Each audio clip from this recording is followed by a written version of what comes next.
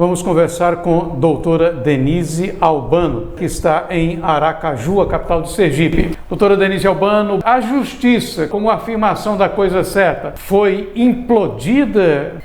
O processo de destrudo, de destruição, ou, para usar um termo mais popular, de verdadeira implosão do sistema de justiça brasileiro ou do judiciário, como você prefere, eu acho apropriado, é manifesto. Já há alguns anos a gente vem constatando que muitas decisões judiciais tem pouco compromisso com o ideal do que é o justo, do que é o proporcional, e mais grave ainda, muitas vezes se distanciando mesmo do marco legal, de um certo lastro de compromisso com a legalidade, ainda que se questione o padrão ético de algumas leis. Quando você tem, e repercutiu bastante nos últimos dias, por exemplo, o caso de um motorista de um carro caríssimo, um Porsche,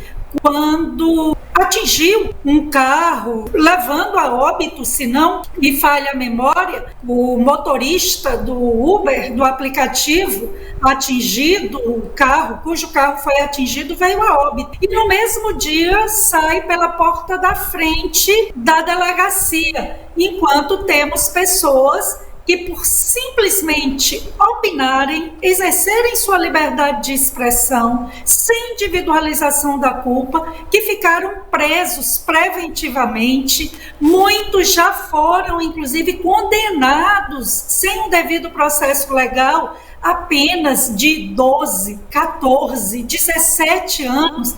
Então, o direito é, antes de tudo, volto a lembrar, proporção. Não é à toa que o símbolo do direito é a balança.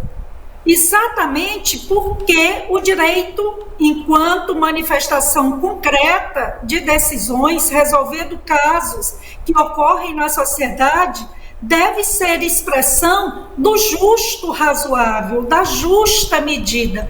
E outra característica do direito, e só há decisão legítima se o julgador é imparcial.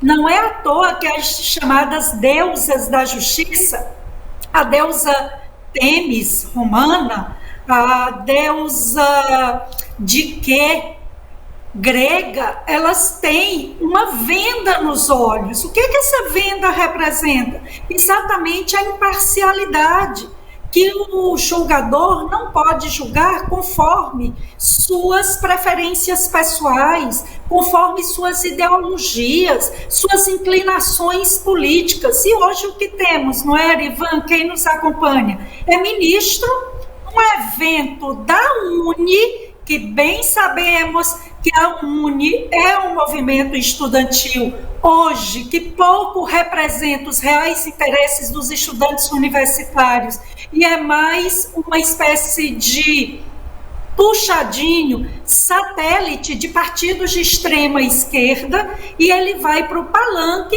e diz em alto e bom som: derrotamos o bolsonarismo. Quando, dia sim, muitas vezes, outro dia também, temos o ministro Gilmar Mendes opinando sobre processos que ainda serão julgados pelo Supremo. Temos também a situação de um ministro, Alexandre de Moraes, que você mencionava um pouco antes, se apresentando não apenas como julgador, longe, muitas vezes, praticamente não há como falar em uma imparcialidade, que se apresenta como vítima, que se apresenta também como investigador, que muitas vezes não considera os pareceres do Ministério Público, a quem cabe dar a palavra e opinar sobre a necessidade ou não de uma prisão, sobre a necessidade ou não de uma busca e apreensão. E é essa situação. Lamentavelmente, temos hoje um sistema judiciário que não vem, principalmente no âmbito das mais altas cortes de justiça, e aí eu menciono mais especificamente o Supremo e o TSE, o Tribunal Superior Eleitoral, que não vem honrando o direito como a gente aprende ao frequentar as academias, os cursos de direito, não vem honrando a ordem jurídico-constitucional brasileira e cumprindo fielmente, principalmente o Supremo, a missão de ser fiel guardião da Constituição. Doutora Denise Albano, claro que não existe sistema humano perfeito, mas nós tínhamos um STF que era respeitado. Agora tem um fato complicado, né? A mulher do atual presidente, Janja, está interferindo em decisões judiciais, procurando interferir em decisões judiciais. E tem uma imagem que a dona Janja, mulher do presidente Luiz Inácio, dando tapinha nas costas do ministro Alexandre de Moraes, numa solenidade. Quando é que se viu na vida, doutora Denise Albano, a mulher, seja lá de quem for, do presidente, do rei, dá tapa nas costas de um integrante da Suprema Corte? Vamos ver.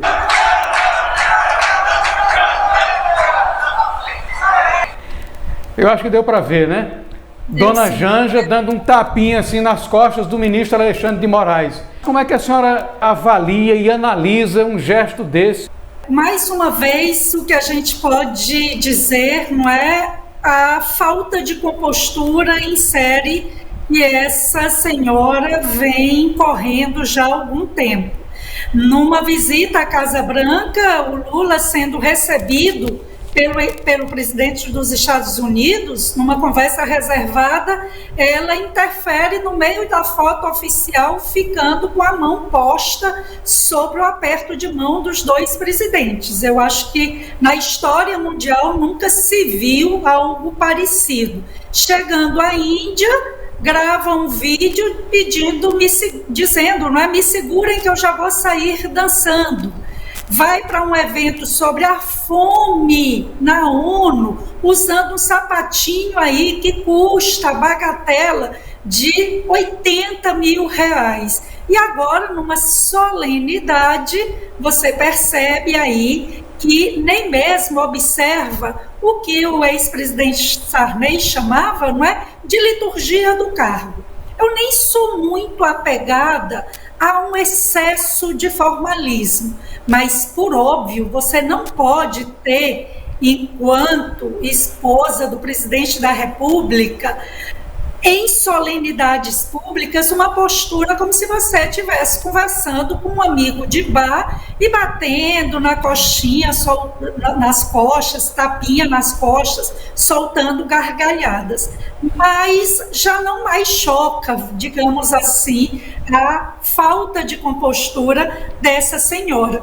Mas voltando a essa questão que você pontuou no início, a notícia saiu na coluna do Jardim, que é um jornalista do Grupo Globo. Então, vejamos bem que é um jornalista do Grupo Globo, do jornal o Globo, dizendo que a primeira-dama, a senhora Janja, interferiu junto ao ministro do STJ para pressioná-lo a determinar a prisão do jogador Robinho, envolvido aí no escândalo de estupro, quando residia no exterior.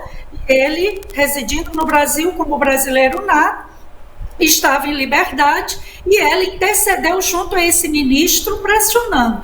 Me chamou a atenção alguns dias antes a determinação de sigilo por 100 anos de Lula sobre alguns dados. E, dentre esses dados, constava a lista de visitas que Janja recebia. Ela tem um gabinete no Palácio do Planalto, bem como também a troca de comunicações envolvendo o caso do jogador Robinho. Lula não disse que no seu governo acabaria com sigilo, não criticava tanto Bolsonaro quando determinava sigilo em documentos sensíveis, de relevante interesse público, muitas vezes, e porque agora ele não apenas mantém o sigilo sobre vários documentos e até sobre questões afetas à troca de comunicações sobre o caso de um jogador, Robinho.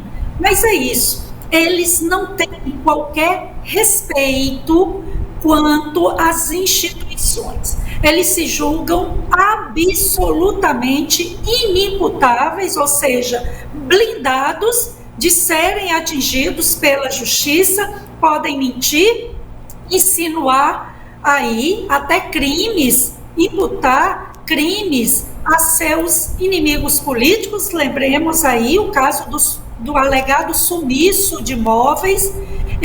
Lula pode mentir, disse ontem, se não me falha a memória, numa solenidade, que Israel já matou 12.300.000 crianças na faixa de Gaza, que o exército, as forças de defesa de Israel, já havia matado 12.300.000, quando a população, toda a população, adulto, idoso, criança, adolescente, jovem, de toda a faixa de Gaza, é de cerca de 2,5 milhões, aí incluído nesse número, incluídas crianças. Então, é de se questionar, por que Lula, que se vangloria de mentir, tem um vídeo em que ele diz que mentia sobre dados, não é incluído no inquérito das fake news que corre lá no Supremo?